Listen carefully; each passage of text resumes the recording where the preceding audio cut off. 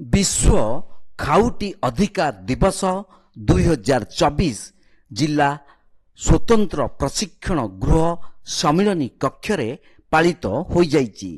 पुरी जिला प्रशासन द्वारा एक सचेतनता सभा तथा आईन संपर्कित एक आलोचना चक्र रे जिला उपनियंत्रिका ओजन और माप विभागर प्रगति नायक एथिरे अध्यक्षता करिथिले।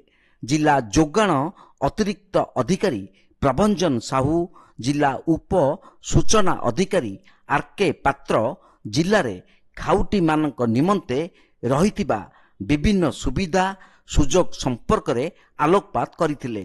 अन्यमानक मध्यरे पूर्वतन सभ्य किशोर न्याय परिषद पुरीर एडवोकेट विजयानंद मिश्र, खाउटी सुरक्षा अधिनियम 2019 एवं खाउटी मामलार दाखल एवं परिचालना संपर्क रे उपस्थित व्यक्ति विशेष मानकु बुझाइथिले।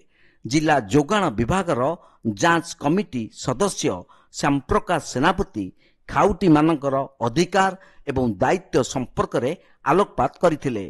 कार्यक्रम को निमापड़ा निहिड़ा अनुष्ठान परिचालना करिथिबा बेले निहिड़ार संपादक भक्त बिहारी मिश्र संयोजना करिथिले।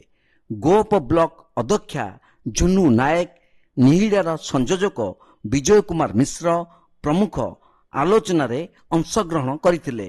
विश्व खाउटी दिवसर वार्ता कृत्रिम बुद्धिमतार स्वच्छ एवं दायित्व संपन्न उपयोग संपर्क रे आलोचना करा जायतिला।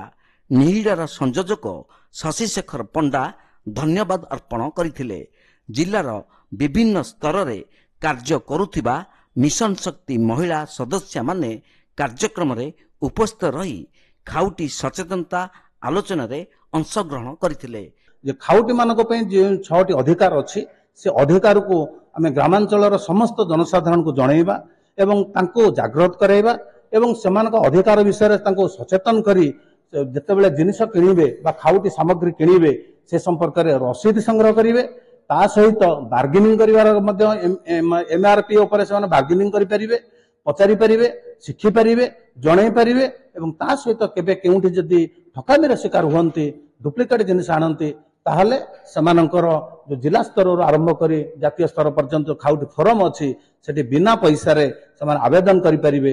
आवेदन करिया पई निर्धारित दरखास्त देबे, ता सहित रसीद लगेबे एवं जो संस्था समान को ठकीची तांका विरुद्ध रे बलिष्ठ प्रमाण पत्र सहित दाखल कले समाने कंपेनसेशन इथरे पाई परिबे एवं जागृत हेबे। परवर्ती समय रे जागो ग्राहक जागो द्वारा लोक माने सचेतन हेले उचित मूल्य रे सठिक जिनस पाइबे, क्वालिटी जिनस पाइबे, क्वांटिटी जिनस ठीक पाइबे।